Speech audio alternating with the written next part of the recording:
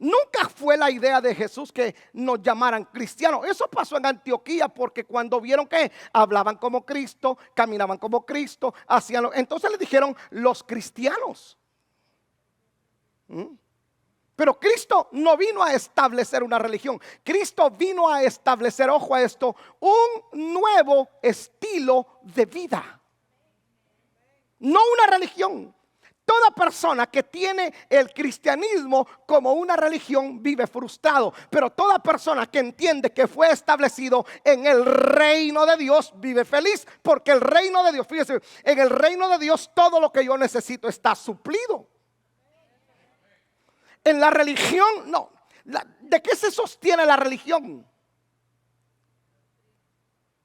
Bueno, el evangelio también tiene doctrina, pero sí, la religión normalmente está sostenida por cosas de hombres, por dogmas de hombres. Pero en el reino de Dios, el Señor vino a establecer que todo lo que usted, como hijo de Dios, no como creyente, como hijo de Dios, todo lo que el Padre tiene es suyo, porque usted es coheredero con Cristo, sentado en lugares celestiales. Y eso Él lo vino a establecer.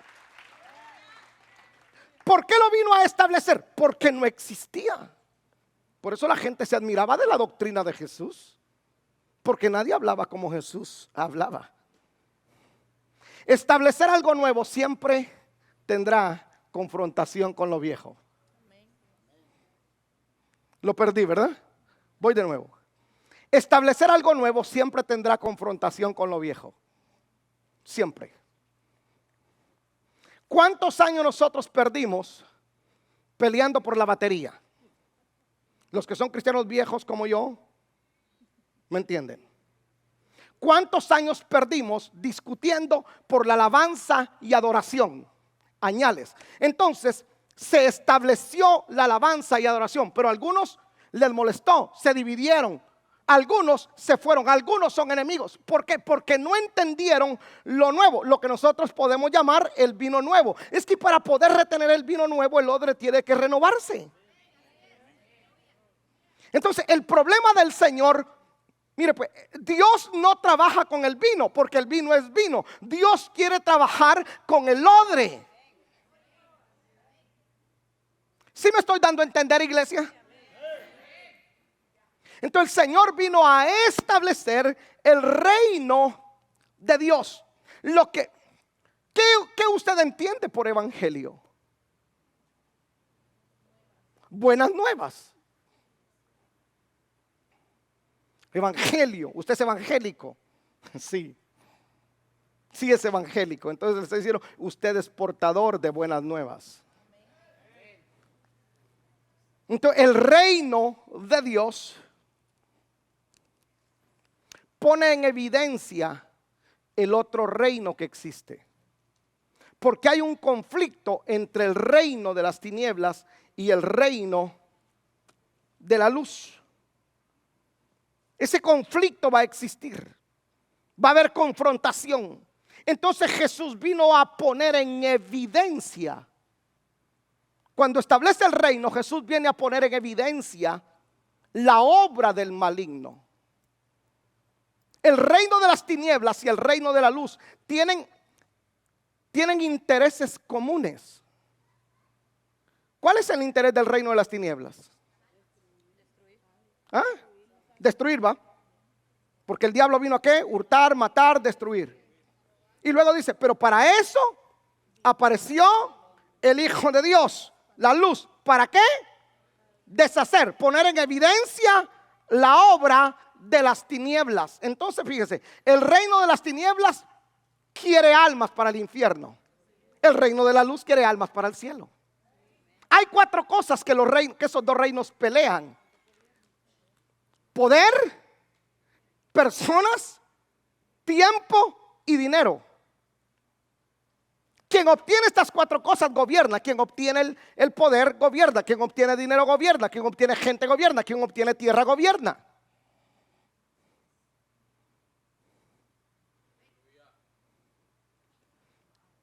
¿De qué va a estar lleno el cielo? De salvos. ¿De qué va a estar lleno el infierno? de perdidos. Entonces el Señor viene a poner en evidencia cuando establece el evangelio, su evangelio. El evangelio de Jesús es el evangelio del reino. Viene a poner en evidencia varias cosas. Primero viene a poner en evidencia que la religión no funciona y no funcionará. La religión no hace feliz al hombre. El reino de los cielos liberta, transforma y da felicidad a las personas. Puso en evidencia la obra perversa del maligno. Por eso la escritura dice que no ignoremos las maquinaciones del diablo. Hay una guerra constante entre el reino de la luz y el reino de las tinieblas. No puede haber conexión entre ambos reinos. ¿O no dice que no se puede servir a dos señores? O se le sirve a Dios o se le sirve al diablo. No puede usted caminar con un pie en la luz y con otro pie en las tinieblas. El sábado me voy a la rumba, bailo la Macarena y el domingo vengo a pedir perdón y me arrepiento. Así como dijeran en mi rancho, ¡qué chilero!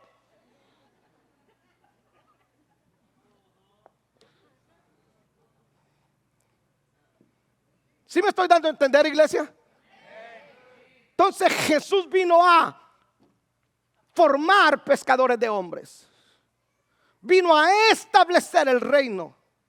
Vino a poner en evidencia la obra del maligno. Ser un religioso no es difícil. No es complicado. Es fácil. Ser un religioso no es difícil, no requiere esfuerzo, pues. Pero ser un pescador de hombres, ser un discípulo de Jesús, pescador de hombres, hermano, significa renunciar. No, en serio, significa renunciar.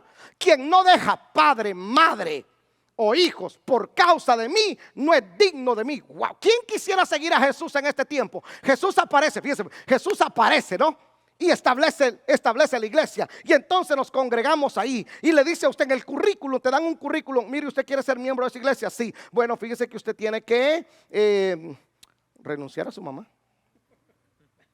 Ay, no. Mi santa madre. Ya la señora tiene 40 años de muerta. Y algunos todavía, el día que mamá murió, ese día no aparecen, le da la depre. Y la señora ya gozando de la patria celestial y él aquí sufriendo que no está mamá. Entonces Jesús dijo, usted quiere seguirme a mí. Hay cosas a las que usted tiene que renunciar. No es fácil ser mi discípulo porque yo a usted le ofrezco un reino. Pero usted tiene que renunciar al reino de las tinieblas si usted quiere ser parte de mi reino. Pedro tuvo que renunciar a la empresa de pesca. Algunos no han entendido que ser discípulo de Jesús implica que no te gobiernas tú, sino que te gobierna la visión de Cristo, ser pescador de hombres. No. Uy, aquí voy a matar no una vaca, sino un ganadal completo.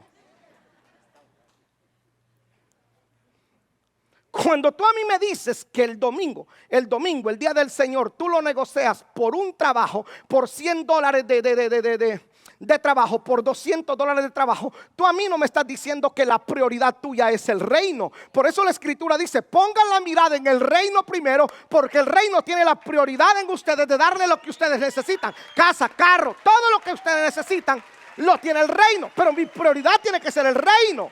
¿Por qué? Porque fui formado. Hermano, esto es impresionante.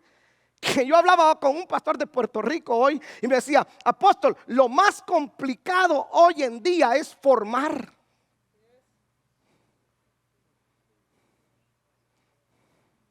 Lo más difícil es formar.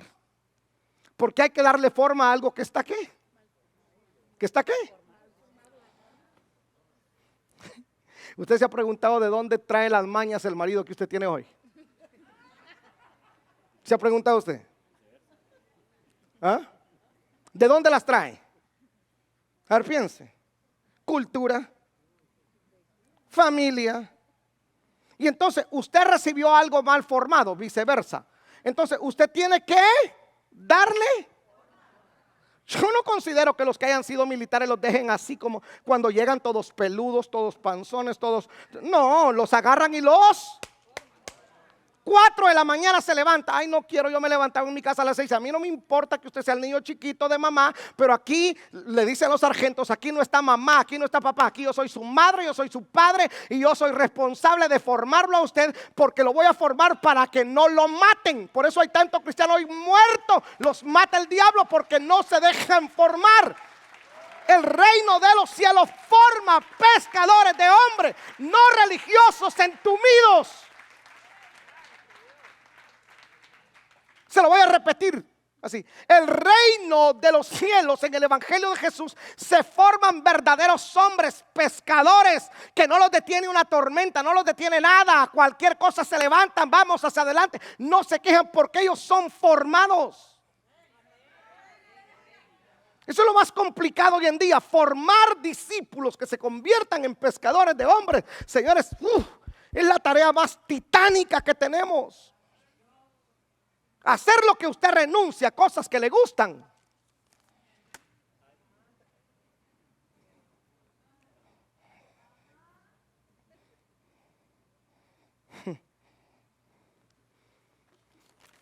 ¿A qué tuvieron que renunciar los discípulos? A todo. Costumbres. Religiosidad. Trabajo. Recompensa. Hoy tienen un trono. 12 tipos que ellos, dice la escritura, Hechos, dice que eran gente del vulgo. No tenían educación. Por eso la gente cuando decía, mire, ¿a qué iglesia va? A la de Jesús. ¿Quiénes se congregan ahí? No, unos pescadores de ahí. Pescadores, sí. O sea, los discípulos de él no son muy educados. No, algunos ni siquiera leer y escribir pueden. En serio. ¿Y qué vamos a hacer ahí? A perder nuestro tiempo. Por eso no creían en el ministerio de Jesús. Por eso Judas, deduzcamos un poco, ¿por qué Judas vende al Señor? Porque Judas nunca se dejó formar. Judas pensó que el ministerio de Jesús no llegaría lejos.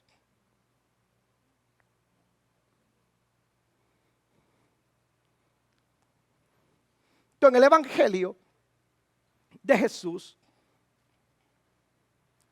el prioridad establecer el reino. Prioridad establecer el reino.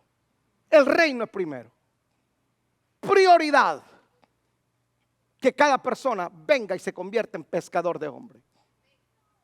Prioridad poner en evidencia la obra del enemigo.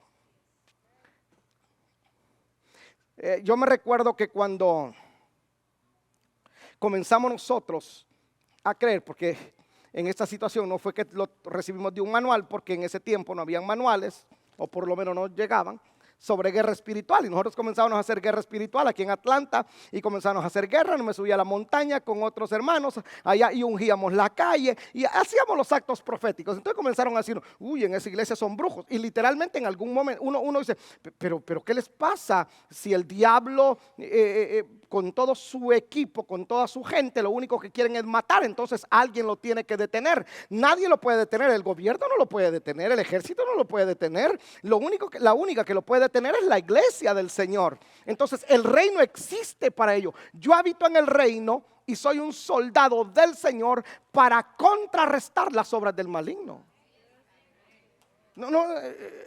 Mire, ¿cuántos son soldados del Señor acá? A ver, levante la mano los que se consideran soldados del Señor. A ver, levante la mano de veras. Por favor, mantenga su manita ahí. Usted está consciente que es un soldado. No, es que quiero convencerme. Usted está consciente que es un soldado. Entonces usted tiene que entender que su entorno usted lo defiende. Porque si no lo defiende usted, entonces ¿quién lo va a defender? ¿Quién defiende esta ciudad? Nosotros. No una iglesia religiosa. No un cristiano que se congrega cuando puede. No, un cristiano que ha sido formado y establecido en el reino de Dios. Porque el reino consiste en esto: en justicia, paz y gozo. Cristo dijo, los voy a hacer pescadores de hombres para que cuando ustedes entren a una casa, en esa casa establezcan paz. Cuando establezcan la paz, también van a establecer el gozo y también se va a manifestar la justicia.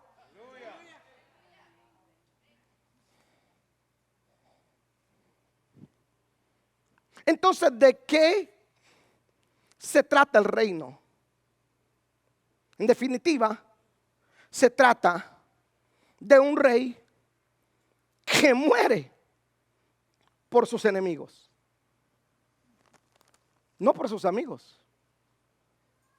Si usted y yo éramos enemigos de Dios o de Jesús, el que se constituye amigo del mundo se constituye. Entonces éramos enemigos del Señor, ¿no? ¿Y por quién muere el Señor? ¿Ah? Por sus enemigos, ¿verdad? Muere por sus enemigos, muere por los que lo desprecian, muere por los que lo rechazan, muere por los que le gritaron crucifíquenle.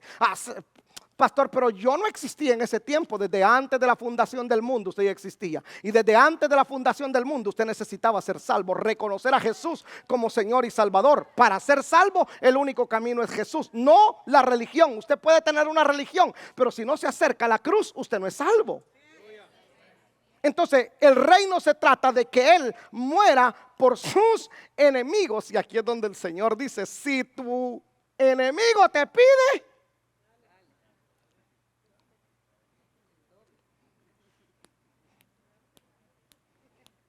no me levante la mano, pero ¿cuántos de ustedes tienen enemigos? Y si su enemigo apareciera ahorita, esa que le quitó el marido,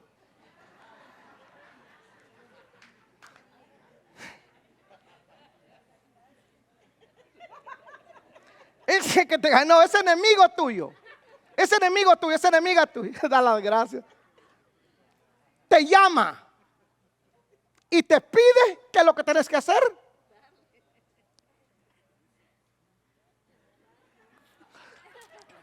De veras, ¿cuántos ayudarían? De veras, ¿cuántos le darían algo que les pertenece a ustedes a alguien que es tu enemigo?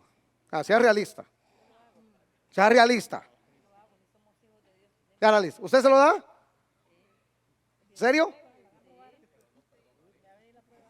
Mire pues. Mire cómo es el reino pues. Ojo a esto pues. Entonces, póngame atención, el reino viene a establecer un nuevo estilo de vida, donde el rey muere por sus enemigos. Y aquí es donde Jesús viene, se lo voy a simplificar, donde Jesús viene y le dice a los judíos: si tu enemigo te pide, dale.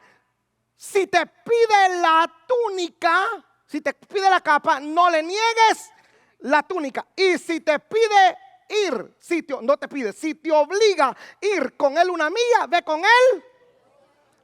Usted, cuando leemos este verso, nosotros tenemos que contextualizarlo. Entonces, por ley, el gobierno romano, como el pueblo judío estaba bajo el imperio o el dominio romano, establecían una ley. La ley era que si un romano iba con una carga, con un quintal de papa en el lomo, y usted como judío estaba ahí y lo miraba, la ley lo obligaba a decirle al romano: dame el costal de papa, yo te lo llevo una milla. Era una ley.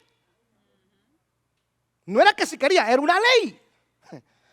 ¿Usted cree que un judío quería quitarle el costal de papas al romano? No, quería matarlo. Y entonces Jesús le dice: si ustedes van a caminar conmigo, yo voy a morir por mis enemigos. Entonces les voy a mostrar que el reino funciona de esta manera. Cuando tú mires a un romano venir con el costal encima, con la carga encima, quítasela y te la pones así. Pero eso me lo pide la ley. Sí, pero yo te voy a pedir que vayas con él una milla más. ¿Qué es esto? Que cuando llegaban a la milla, el romano le decía: hey, ya terminaste, dame el costal, dame el saco. No, ¿sabes qué? Voy a ir contigo otra mía. A ver, ¿cuál cree usted que era la actitud del romano? Wait a minute. Me estás diciendo que vas a ir otra mía. Si tú, muy bien, por dentro yo sé que tú me detestas, me odias, y yo no quisiera ponerte esta carga, pero la ley te lo impone. Entonces por ley tú lo tienes que llevar, no voluntario. Pero que ahora tú me digas que vas a ir otra mía con esa carga que es mía. Sí, voy a ir otra mía, pero perdóname.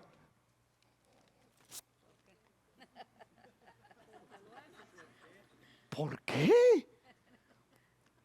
Mire el trauma que le causaba al romano. el que fuera otra mía. ¿Por qué? Bueno, ¿sabes qué? Porque me encontré con alguien que no me enseñó una religión, me encontré con alguien que perdonó mis pecados, que yo era peor pecador que ti, y me estableció un reino, y en el reino yo debo de amar a mis enemigos.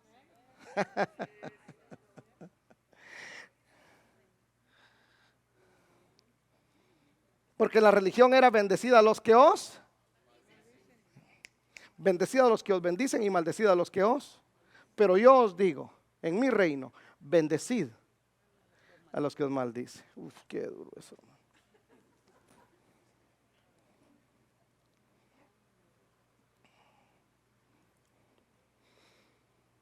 El reino de las tinieblas queda en evidencia cuando Jesús establece el reino de Dios en la tierra. Ahora pone en evidencia también a la religión. Como el reino de las tinieblas queda en evidencia, entonces busca una aliada para mantener entretenida a la gente. Su aliada, su mejor aliada es la religión. El reino de las tinieblas, para decir, ahora yo necesito aliarme con alguien, pero mantenerlos entretenidos. Entonces, no puedo yo porque ya me conocen, entonces voy a establecer una alianza con la religión. ¿Cuántos años la gente puede vivir preso en una religión? Por herencia. Entonces cuando el reino viene, quebrantar dos cosas que son tan complicados, que es religión y cultura. Uy, hermano, si a usted con algo que usted no estaba dispuesto a negociar, era cultura o es cultura. Usted no negocia con ello. ¿Y se ha dado cuenta que todas nuestras culturas son paganas? Todas. ¿Cuál es la Virgen de Honduras? ¿Ah? Suyapa. ¿De Colombia? Virgen del Carmen. ¿De Guatemala? Virgen María. ¿De México? Guadalupe. ¿De Dominicana? La Altagracia. ¿De Venezuela? La Chiquinquirá. ¿De Perú? ¿Ah? ¿Cómo? La Virgen de Cocharcas. ¿De Nicaragua? La Virgen María. Y la gente no está dispuesto a negociar con eso. Escuche esto pues, escuche esto interesante. Por eso los mayas, los aztecas, los toltecas, si hubieron algo que no estaban dispuestos, ellos podían negociar el oro, pero había algo que no querían ellos negociar, eran sus dioses. Y entonces viene y dice, ¿cómo convencemos a estos indios para que caigan rendidos a nuestros pies? Entonces les venden una religión. Señores, lo que es, a nosotros España no nos vino a colonizar, nos vino a saquear y a confundir. Y entonces volvió, perdóneme la expresión, pero volvió estúpida la gente sembrándoles una religión. Por eso la gente hasta la fecha no es capaz de elegir ni siquiera gobernantes que estén establecidos en el reino, porque el problema lo tienen acá, su cultura. Entonces usted viene a la iglesia acá y yo le trato de meter este evangelio del reino, que usted es un pescador de hombre, y usted dice, wow, pero eso en la iglesia tradicional no me lo enseñaron, a mí solo me enseñaron por mi culpa, por mi gran culpa, Dios te salve María, llena de gracia, eso es lo que me enseñaron. Pero que a mí ahora me digan que por seguir a Cristo tengo el reino metido adentro de mí, y a donde yo vaya va el reino, a donde yo entro el reino entra, todo lo que yo declaro eso sucede, eso no me lo enseñaron. Vamos, si lo cree, aplauda al Señor.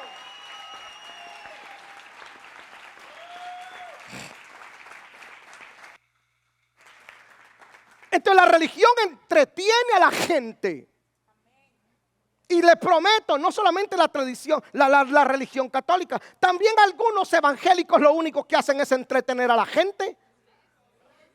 Para entretener a la gente traen artistas, hacen conciertos, hacen lo otro. Entonces mantienen mensajes motivadores.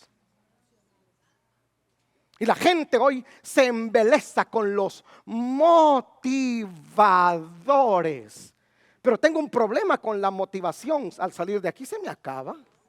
Si la motivación es como la espuma, se acaba. Pero la formación, ¿cómo se lo sacan ustedes?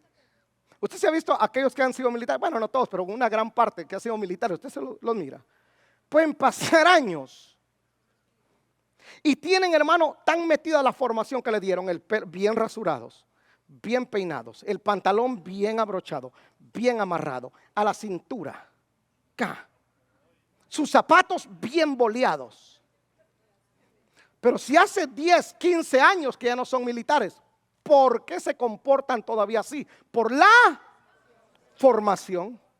No importa donde usted vaya, escuche, no importa donde usted vaya, no sé a dónde Dios lo va a llevar, pero hay algo que sí, yo le dije al Señor cuando acepté el llamado, yo voy a formar personas, me va a costar, sí, pero los voy a formar, no los voy a motivar, no me interesa motivarlo, no estoy vendiéndole motivación, no es mi trabajo motivarlo a usted, no estoy en esa onda de motivarlo.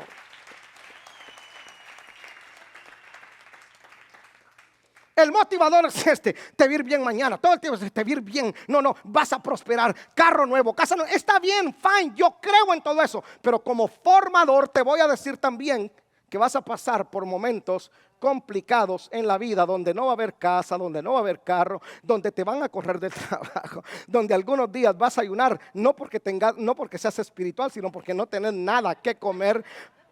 Pero ¿qué es lo que no te hará renunciar al evangelio del reino? La formación. Yo no he visto justo desamparado, ni su simiente que mendigue pan. Ahora estoy pasando el valle de sombra y de muerte, pero no voy a temer mal alguno, porque Él está conmigo, me ha sacado de otra más complicada. Voy a salir adelante, el Dios de los cielos, Él me va a librar, no me ha desamparado nunca, yo voy a salir. Vamos, si hay alguien que lo cree, diga amén a ello.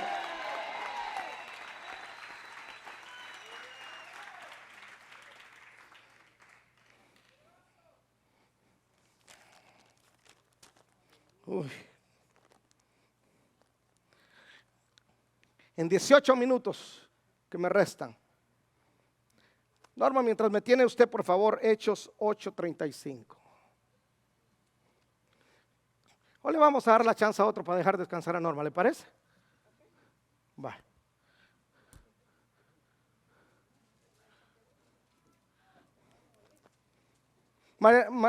Aquí, María. Mariale, por favor. 8:35. Ahí. 8:35. Hechos 8:35.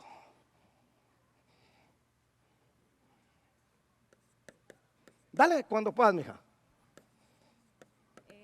Entonces Felipe, abriendo su boca y comenzando desde esa escritura, le anunció el evangelio de Jesús. Aquí tenemos, gracias. Aquí tenemos, léeme por favor el verso 36.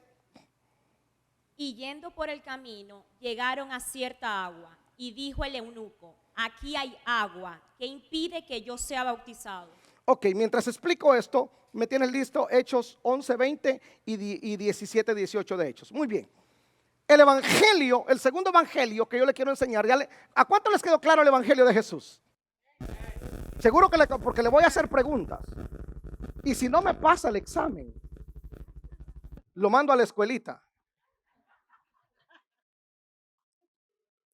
Entonces, en el evangelio, para recapitular, en el evangelio de Jesús, Jesús vino a formar, ¿qué? Pez. Con esa que se grabe me siento complacido. Ahora, en el evangelio de los apóstoles, aunque los apóstoles continuaron la obra del Señor, el evangelio que ellos predicaron fue mostrar a Jesús como Señor y como el único camino para ser salvo. Jesús dijo: yo soy el camino, la verdad y la vida. Nadie viene al Padre si no es por mí. Eso lo tenemos que tener bien claro. El único camino para ser salvos es Jesús. No es la Virgen, no es el pastor, no es el cura, no es el papa, no es nadie, es Jesús. No importa cómo me lo quieran exponer, pintar, pero el único camino para ser salvos es Jesús. Entonces, escuche. La gente dice, pero ustedes no creen en María. Por supuesto que creemos en María y amamos a María. Adorarla si no la adoramos, porque ella tuvo que llegar al Calvario, ella tuvo que llegar a la cruz para ser salva. Reconocer a Jesús. Entonces, los apóstoles, ellos muestran a Jesús como Señor y como único camino para ser salvos. Mire lo que dice Hechos 11:20. Pero había entre ellos unos varones de Chipre y de Cirene, los cuales, cuando entraron en Antioquía, hablaron también a los griegos, anunciando el evangelio del Señor. Dame el verso 20, el siguiente verso, por favor. Y la mano del Señor estaba con ellos, y gran número creyó y se convirtió al Señor. Ok, perfecto. ¿En quién creyeron? En Jesús, porque el evangelio que los apóstoles predicaron, ellos hablaron de Jesús. El mensaje central de ellos era Jesús. Mire, voy a decir esto y lo voy a decir con muchas pinzas.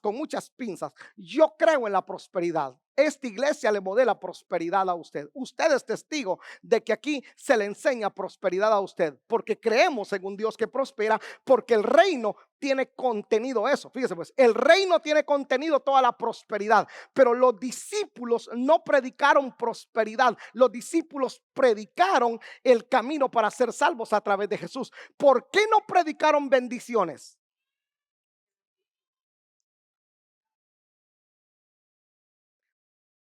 Porque las bendiciones ya están incluidas en el reino.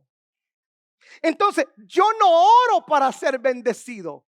Yo ya soy bendecido. Si esto a usted se le revela, mire, si esto a usted se le revela, es tan impresionante que usted jamás volverá a decir, no tengo, no puedo, no sé, no alcanzo. Porque yo no oro, Señor, bendice. Pero ¿cómo? Papito lindo, hermoso de mi corazón, tú estás orando para que yo te bendiga, pero si no ya te bendije con toda bendición espiritual en los lugares celestes, pues. Bendito el Dios y Padre que nos bendijo o nos va a bendecir.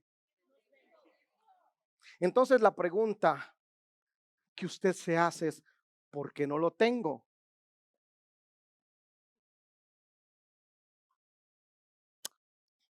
Eso es como irse a un crucero, comprar el boleto y pasar afuera comiendo galletas saladas y todos comiendo de lo mejor allá adentro, porque usted piensa que solo le alcanzó para el ticket. Y si le da vuelta al boleto, ahí dice todo incluido.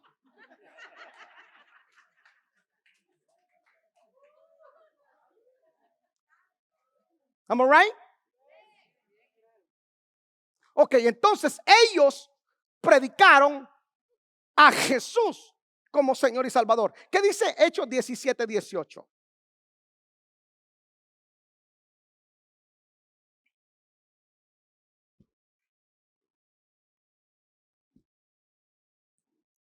Hechos 17:18. Ahora mire bien, mientras me lo tienen, dale. Y algunos filósofos de los epicúreos Epicúreos. y de los estoicos disputaban con él, y unos decían, ¿qué querrá decir este palabrero? Y otros, parece que es predicador de nuevos dioses, porque les predicaba el evangelio de Jesús y de la resurrección. Los griegos eran filósofos, pensadores, y todo el tiempo vivían pensando cosas nuevas. Eran tan religiosos que tenían todos los dioses, y entonces ellos dijeron, para que no se nos escape ningún dios, levantaron un altar que decía al Dios no conocido. Y entonces cuando Pablo entra, Pablo ve eso y Pablo dice al Dios no conocido. Y entonces Pablo utiliza eso como ancla para decirles a ellos, a ese Dios que ustedes no conocen, pero que yo conozco, les vengo a presentar. ¿Quién es ese Dios? Jesús. ¿Cuál Jesús? Sí, el que crucificaron en Jerusalén. Sí, ese que crucificaron, pero si está muerto. No, él está vivo. Él resucitó. Y entonces escuche, cuando él dice resucitó, Perdón, los tipos se volvieron locos porque, señores, la filosofía trata de explicar o de negar algo que jamás podrán ellos negar. ¿Sí me explico? Hoy hay un auge de filósofos pretendiendo explicar la no existencia de Jesús. Entonces, los discípulos hacían milagros, resucitaron muertos, pero la prioridad para ellos era hacer de cada persona un discípulo. Fíjese pues, Jesús los hace pescadores de hombres, pero ahora ellos querían que cada discípulo fuera lleno del. Revise los hechos. Revise los hechos. Y la pregunta primaria que le decían: ¿ya fuiste bautizado en el Espíritu Santo? Era la pregunta primaria. Se convertían, ahora les ponían las manos y recibían el Espíritu Santo. Porque la priori para ellos era que fueran discípulos de Jesús, pero llenos del Espíritu Santo. Esa debería de ser la priori para nosotros. Que todos los que estamos aquí seamos llenos del Espíritu Santo. Y la evidencia primaria de ser lleno del Espíritu Santo es hablar en nuevas lenguas. Usted se ha preguntado por qué lo primero que recibe alguien que es bautizado en el Espíritu Santo es hablar en lenguas. ¿Ah? ¿Sabe por qué? Porque Santiago dice que el que gobierna su lengua es hombre perfecto. Y si el Espíritu Santo logra tomarle la lengua a una persona, le toma el cuerpo entero. Porque lo más difícil de domar es la lengua. No, that's true. Chismosos siempre han existido. Calumniadores siempre han existido. Hermano, no, en serio, levantarle una calumnia a alguien es tan terrible, pero la gente no tiene ni el más mínimo temor de hacerlo. No, yo lo vi. No es que me contaron, no, yo lo vi. No, sí, mire, yo estuve ahí y ni por cerca. ¿Cuántos matrimonios se han disuelto en las mismas congregaciones? Porque un calumniador y un chismoso se levantó diciendo algo que nunca atestiguó. Es más, aunque fuese verdad, si es un hermano mío, no tengo por qué divulgarlo.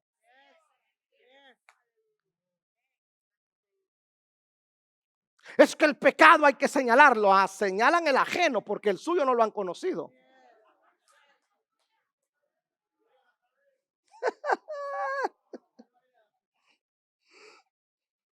Dígale al vecino, mis mañitas yo me las conozco, dígale.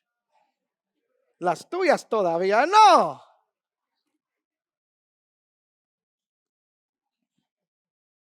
Entonces usted en los hechos no mira a los apóstoles haciendo otra cosa. Ellos en su evangelio era hacer discípulos. Por eso usted ve a Pedro dar la orden de bautizar a las personas en el nombre de Jesús. Y esto es un debate que vamos a tener. Usted lo va a encontrar con los hermanos unitarios que solo creen en el bautismo de Jesús. Y le dicen a ustedes se bautizan en el nombre de incluso dicen que nuestro Dios tiene 3 cabezas porque ellos no pueden entender la triunidad de Dios. Y es simple. No es complicado. Pedro le dice: vayan y bautícense en el nombre de Jesús. ¿A quiénes está Pedro mandando a bautizar en el nombre de Jesús? A judíos que rechazaron a Jesús. Y al bautizarse en el nombre de Jesús, automáticamente ellos lo están reconociendo como Señor y como Salvador. La orden es ir y hacer discípulos, bautizándolos en el nombre del Padre, del Hijo y del Espíritu Santo. Pero en este caso, Pedro les dice: ustedes crucificaron a Jesús. Ahora, para perdón de pecados, bautícense en el nombre de Jesús, porque no hay otro nombre dado a los hombres en quien podamos ser salvos.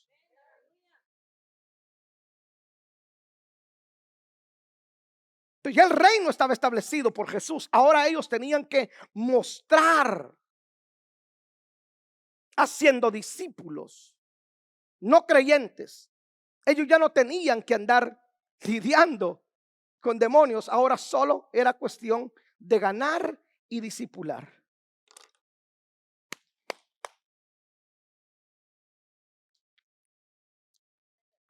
Mire, bueno, la iglesia ve demonios por todos lados. Y lo que menos ve la iglesia son ángeles. En serio, nosotros vivimos un tiempo en donde los libros de demonología se vendieron más que pan en panadería. Le prometo. Y la gente comenzó a mirar demonios en todos lados. Miraban demonios en bocina, miraban demonios en esa pizarra, miraban demonios en todos lados, miraban demonios en los cuadros. Yo me recuerdo que un día yo entré allí en el otro edificio y entonces cuando entro tenían a un muchacho arrodillado ministrándole. Y entonces como el muchacho no vomitaba, no lo dejaban ir. Y yo entro y yo conocí al muchacho. Y le dije, ¿qué están haciendo? Es que no quiere salirse el demonio, pero ¿cuál demonio le están sacando? Porque ni siquiera han definido qué tipo de demonio tiene. Jesús llegó y le dijo al gadareno, ¿cómo te llamas? Perfecto, entonces los demonios tienen un nombre. En otra enseñanza le vamos a hablar sobre eso para que usted aprenda. Pero hay más ángeles, arcángeles, querubines, serafines que demonios. Entonces la gente sueña con demonios, pero nunca sueñan que Gabriela llega a dejar un mensaje. Daniel no estaba pendiente del demonio, no. El ángel llegó y le dijo, mira, porque en los aires hemos tenido un pleito con el príncipe de Persia, pero para eso he venido yo. O sea, señores, si a mí me va a visitar un demonio, no, Señor, que me visiten tus ángeles.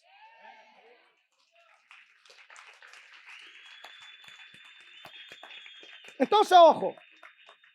Entonces, mire. Yo registro solamente una vez. No le estoy diciendo que no cree en la liberación. Por supuesto que creo en la liberación. Y la liberación es el pan de los hijos. Se le debe de ministrar liberación a la gente. Pues a veces ese muchacho vengo y lo agarro. Dame tus manos, le di, y me dio tus manos. Repite conmigo. Señor Jesús, tú eres mi Señor, tú eres mi Señor. Tú moriste por mí, tú moriste por mí. Y tu sangre me limpia de todo pecado. Yo creo que tú, Jesús, eres el Hijo de Dios y que Dios te levantó de los muertos. Amén. Le dije, vaya, vete. Entonces la gente dice, ¿ya lo liberó? Es que nunca estuvo endemoniado. ¿Cómo usted sabe que nunca estuvo endemoniado? Veamos la escritura. Dice la escritura que nadie que confiese a Jesús como el Hijo de Dios. ¿Sí me explico? Si alguien a mí me confiesa que Jesús es el Hijo de Dios y que Dios lo levantó de los muertos y que vino en sangre y agua y que ahora está sentado a la diestra del Dios Padre, Dios Todopoderoso, esa persona no puede estar poseído porque no puede pronunciar el nombre de Jesús. Un endemoniado se traba la lengua, hace un montón de cosas porque no puede mencionar el nombre de Jesús. Entonces los discípulos ministraron salvación. Ellos formaron discípulos, seguidores de Jesús, porque el reino ellos ya lo tenían implantado.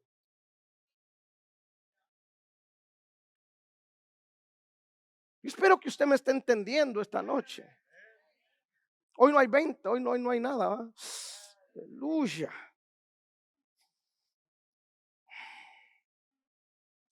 Entonces ellos formaban discípulos, no creyentes. ¿Por qué razón? Porque creyente puede ser cualquiera. Cualquiera puede ser un creyente. De hecho, hasta el mismo diablo es creyente. ¿O no dice la escritura que el diablo cree y tiembla?